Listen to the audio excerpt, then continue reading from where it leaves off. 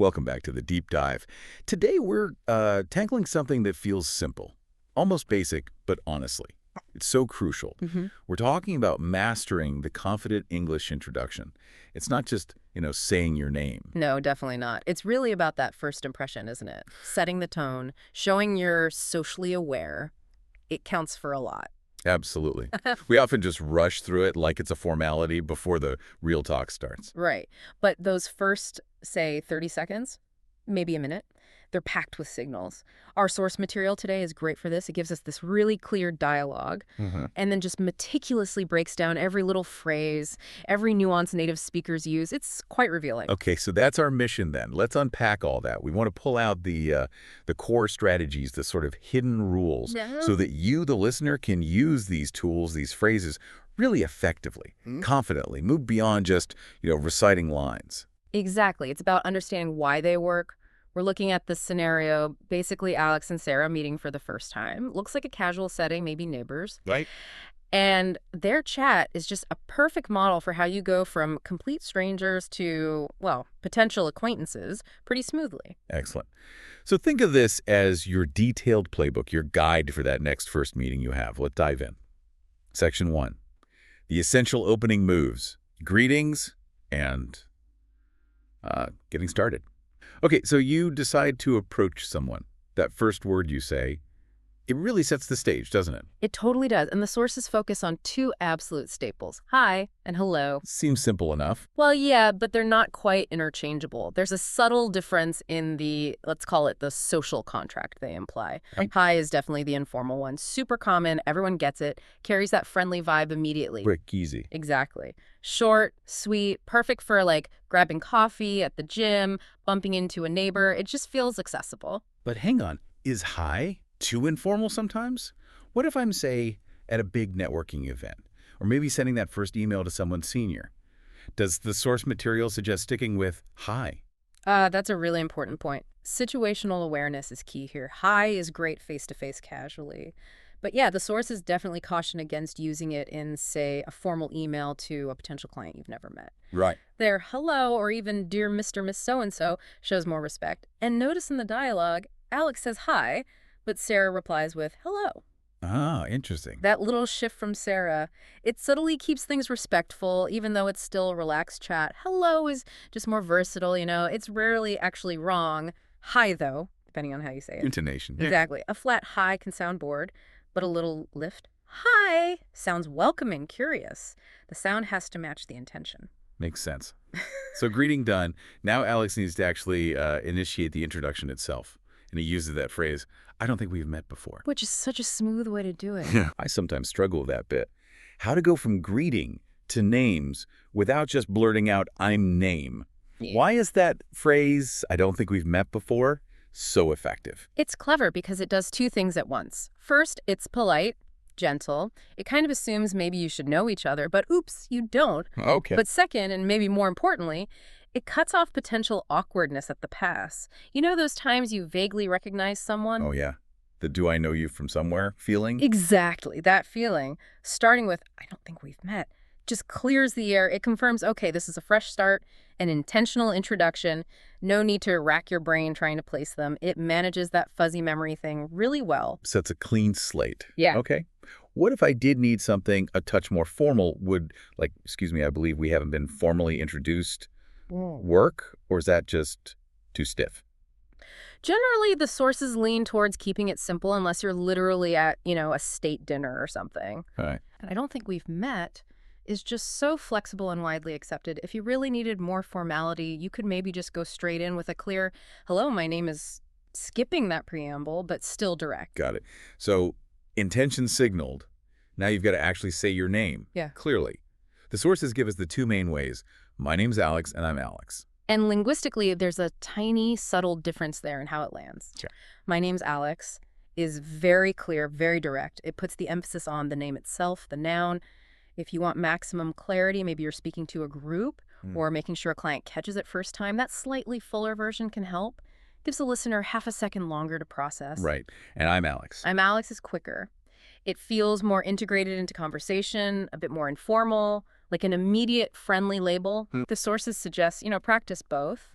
But maybe use I'm name when you feel the situation's relaxed, the person's listening closely, it's concise.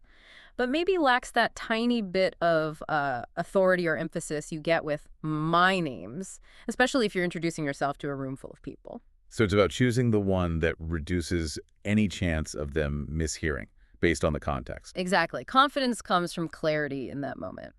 Okay, so now we're in the core exchange. Alex says his name, and Sarah hits back with the absolute standard response, nice to meet you. Right. The classic. You can't really go wrong with that one. Pretty much the foundation of a positive intro in English. It's friendly, it's warm, it says, yep, this interaction is welcome. But let's dig in a bit. Does the way people say it change much, like accents or emphasis? Oh, absolutely. Intonation is huge. In, say, a lot of American English, you might hear that nice get stretched a little or emphasized to really show warmth. Oh. Nice to meet you. Maybe in, like, standard British English, it might be delivered a bit more evenly, relying more on the words themselves for politeness. But either way, the sources agree. This is the phrase that signals openness and kind of wraps up that initial name swap nicely. And here's a really crucial bit, strategy-wise. Sarah doesn't just say, nice to meet you. She immediately follows up with her own name. I'm Sarah. Yes. And that speed is vital. The sources really stress this, the rapid back and forth. It establishes equality. Like a quick volley in tennis. Exactly. If there's a lag after they give their name before you give yours, it can get a bit awkward, can't it? It makes them wonder, are they going to tell me their name? Or... Yeah, leaves them hanging. Right. So reciprocating straight away keeps the momentum going. Shows you're both invested in this. Okay, but sometimes nice to meet you might feel a little ordinary, maybe in a more professional setting, or meeting someone you really respect. Alex steps it up. He says, it's a pleasure to meet you, Sarah. Ah, yes. This is your politeness upgrade. It's a pleasure to meet you. That definitely carries a higher level of formality. When would you typically use that? Perfect for meeting, say, your potential new boss. Or maybe you're giving a presentation and meeting someone important afterwards. Or meeting someone significantly older. It just adds a bit more weight, a bit more respect. So both are fine, but pleasure signals something extra. Precisely. It's a good one for you, the learner, to have in your toolkit and use deliberately when the situation calls for it. And Sarah keeps that slightly formal, warm tone going with her response. The pleasure is all mine. Let's unpack that one, because it's a nice bit of conversational footwork. It's very polite, definitely a bit more emphatic than just you two. What does it really mean? It subtly implies, actually, I'm even more pleased to meet you than you are to meet me. It's a classic, quite polished way to return the sentiment. Shows consideration, good vocabulary. But is there a risk of sounding too formal? A bit old-fashioned, maybe? That's a fair point, and the analysis kind of touches on that. While it's excellent for formality, if you used it in a really casual setting, like just meeting a neighbor at a block party, it might sound a touch archaic or like you rehearsed it, especially to younger people. But here, where they've already established a polite tone, it works really well. Closes off that greeting phase warmly. Okay, so greetings done, names exchanged, we've got that baseline warmth established, but now the conversation's just sort of hanging there. How do they actually move from that structured intro into, talking? Right. This is often where people stumble, that potential for awkward silence, dead air. Yeah. But Sarah uses the perfect tool here, what the sources call the open-ended connector. So what brings you here? That feels really natural. Why is that so much better than just say, why are you here? Yeah. Or are you having fun? Well, the word brings is key. What brings you here? Sounds invitational, it's softer, it focuses on the reason you came or the journey. Why are you here? Can sometimes sound a bit interrogative, almost accusatory, depending on tone. Yeah, a bit blunt. And the open-ended part is crucial. It practically forces an answer that's more than just yes or no. It asks the other person to share a bit of context, shows you're actually interested in their situation. Why are they at this party, this meeting, this coffee shop? I sometimes freeze up when asked that, especially if my reason is kind of boring. Like, I live nearby. Alex handles it well, though. I just moved to the neighborhood. And that's what the sources call strategic disclosure. It's perfect. Simple, clear reason, provides immediate context, and importantly, it gives them shared ground to talk about the neighborhood. Right. The sources really emphasize giving just that little nugget of personal info. It's enough for the other person to latch onto without you, telling your life story. Just gives them something to connect with. And Sarah picks up on that immediately. Great conversational awareness. She says, Oh, welcome. I've lived here for a few years now. Oh, welcome. Instantly warm, friendly. Establishes her as, like, the welcoming local. But the really smart move is sharing her own local status. I've lived here for a few years now. That pivots the conversation. She's not just a stranger anymore. She's a potential resource, a connector. Creates that shared geography. Exactly. And a platform for more interaction. Okay, now here's where Alex gets tactical. The sources call this the smart connection strategy, he says. That's great. Maybe you can give me some tips on the best places around. This is just chef's kiss. Masterful. Why? It shows interest, obviously.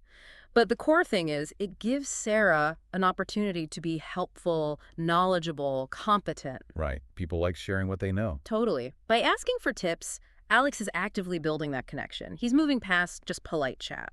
And it's the subtle form of flattery, too, acknowledging her local expertise. Okay, but let me push back a bit here. Yeah. Isn't asking for tips, like immediately asking for a favor, couldn't that seem a bit forward, maybe even demanding, right after meeting someone? That's a really valid concern.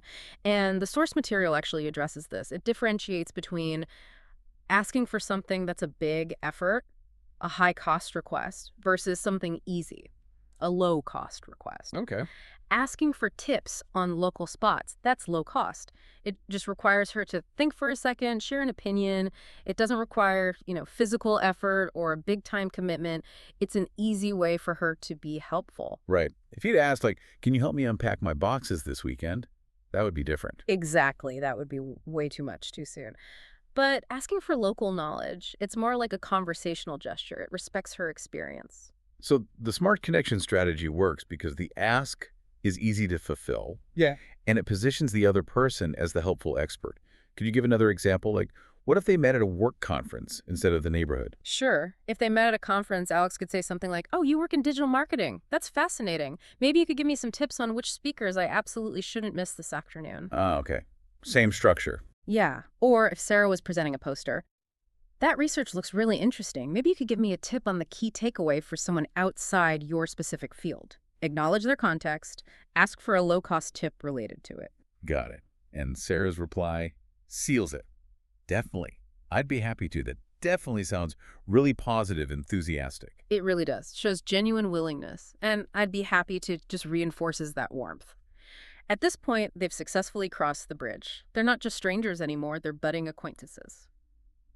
Okay, so the ice is well and truly broken now. They've established context, the neighborhood, and built some initial rapport.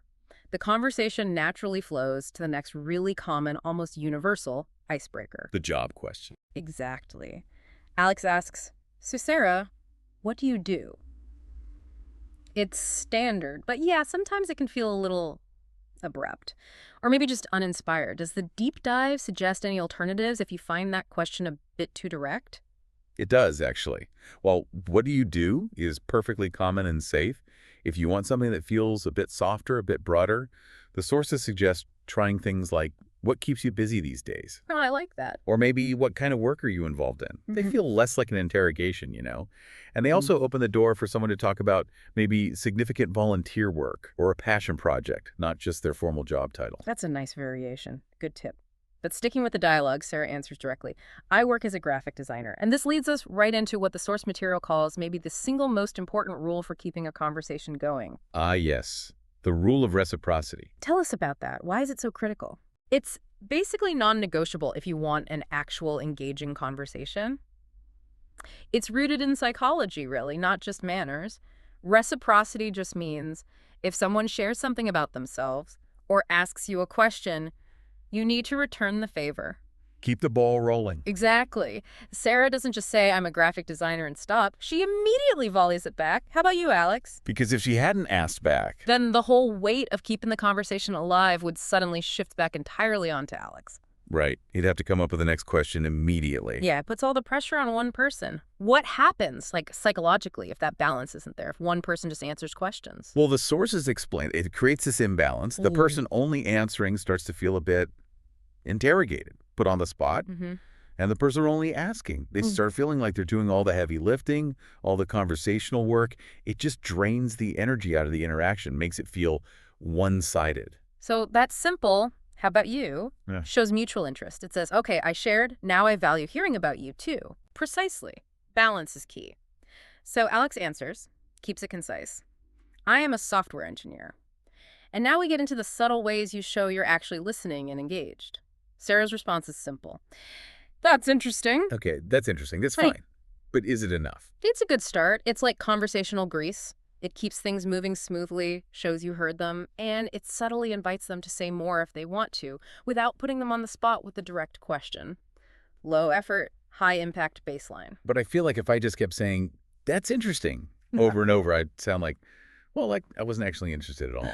Like a robot. Aha! Yeah, you definitely can't overuse it. So what are some more, sophisticated ways the sources suggest showing engagement, especially when talking about jobs, which can sometimes be dry? Okay, we can link this to a couple of really powerful techniques mentioned. One is mirroring vocabulary, and the other is showing informed empathy. Okay, mirroring vocabulary. What's that? So let's imagine Alex hadn't just said software engineer. What if he'd said something more specific, like, I work on back-end cloud solutions for fintech? Right, more jargony. Exactly. Instead of just, that's interesting, Sarah could mirror some of those specific words back. Like, wow, back-end cloud solutions for fintech, that sounds incredibly complex. Ah, I see. It proves you actually heard the details. Yes, it shows you were listening closely enough to pick up on their specific terms, and you're trying to relate to that, not just the general idea of having a job.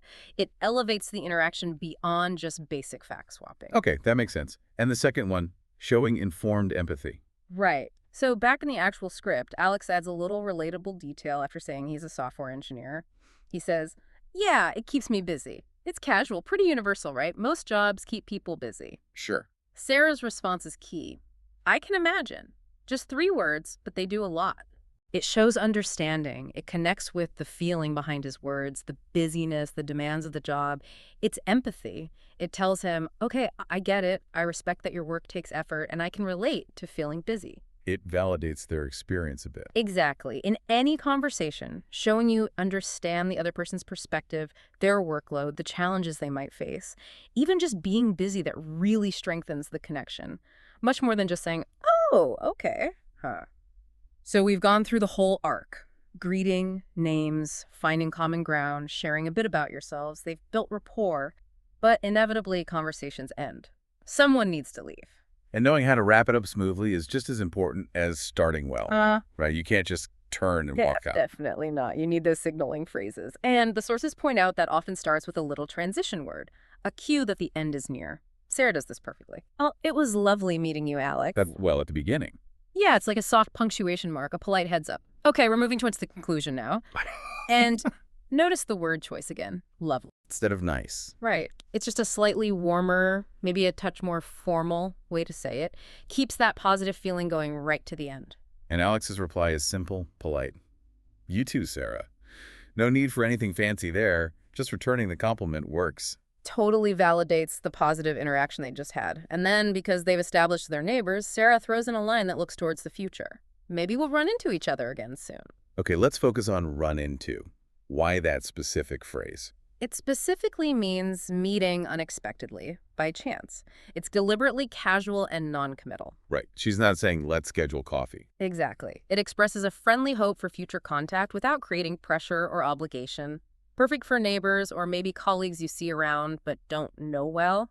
Keeps the door open, but very loosely. And Alex responds positively. I hope so. Shows he felt the same way, enjoyed the chat, open to seeing her again. Which brings us to, well, a common problem. Yes. The real world intrudes. What if Sarah was ready to leave? She gave the well signal, but Alex just kept going. Maybe he got really excited talking about software engineering and didn't pick up the cue. How do the sources suggest you handle that? How do you exit gracefully when the other person isn't letting you? This is where you need what the sources call warm but firm closure phrases. You have to interrupt, but gently and assertively. The key is usually combining 2 things: a brief apology or validation, and a specific, even if vague, reason for leaving. Okay, give me an example. So if Alex is mid-sentence about coding languages, Sarah could gently interject with something like, oh, that sounds really fascinating, Alex, and I wish I could hear more, but I'm afraid I actually need to dash. I promised I'd catch up with my friend before they head out. Ah, okay. So you acknowledge their topic briefly, fascinating, express regret, wish I could hear more, but then state a clear need to leave, need to dash, catch up with friend.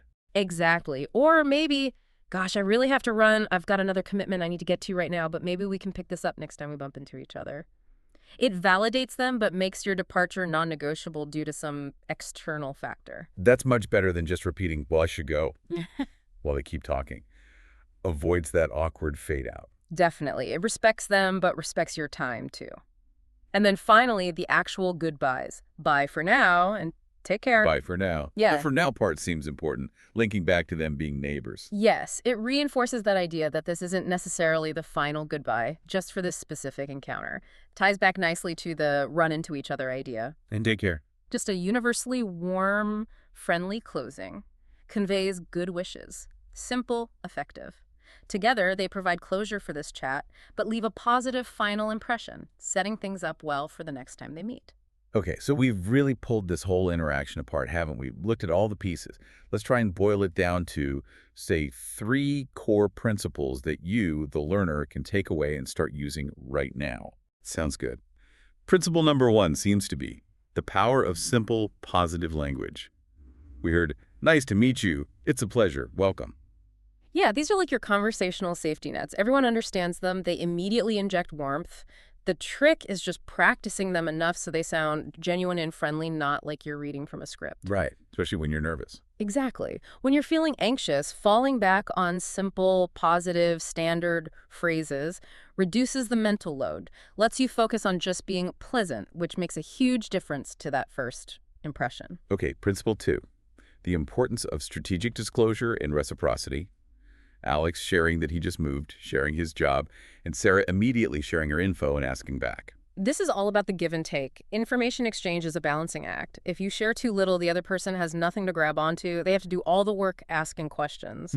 Share too much, you risk overwhelming them or seeming self-absorbed.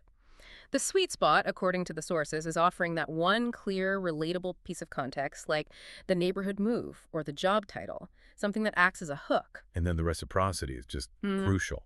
Asking back. Absolutely. Ensures both people feel involved, heard, valued. Remember that balance. It's key. And the final principle, maybe the most encouraging one, is practice over perfection. Yes, this is so important. Confidence in introducing yourself doesn't come from having flawless grammar or a huge vocabulary. It comes from being clear, being polite, and showing genuine interest. The structure helps. Exactly. The structure we broke down, greeting, initiation, names, context, reciprocity, warm exit, that's your framework. The more you practice using these building blocks, these phrases, the less scary introductions will feel. You'll sound more natural, more confident, even if you make a tiny grammatical slip here or there. Nobody expects perfection. So this deep dive has really laid out that structure. Right. Hopefully you feel much better informed now about the strategic language needed to turn a basic introduction into a real connection, whether it's for work or just meeting new people. It really is about balancing that polite structure with genuine engagement. Don't just passively answer questions. Use those techniques we talked about, mirroring their language, asking for those low-cost tips, showing empathy to actively build that bridge. Right. So we'll leave you with a final thought to chew on, connecting back to those conversational bridges. Imagine you meet someone new, and they give you a really bare-bones introduction. Maybe just their job title, something potentially dry like, I'm a regional sales manager. Okay. How could you use the specific tools we analyzed today? Maybe asking for a relevant tip, using that, I can imagine, empathy technique about how busy or challenging that role might be, or perhaps trying to mirror any specific industry terms they might use. How could you use those bridges to turn that flat statement into a more engaging, memorable interaction? Think about how you'd phrase that follow-up question. Yeah, it's that immediate next step, that follow-up that really makes the difference, doesn't it? Keep practicing those bridges. Keep making those connections. Absolutely. Well, thanks for joining us for this deep dive. Until next time, take care and keep practicing.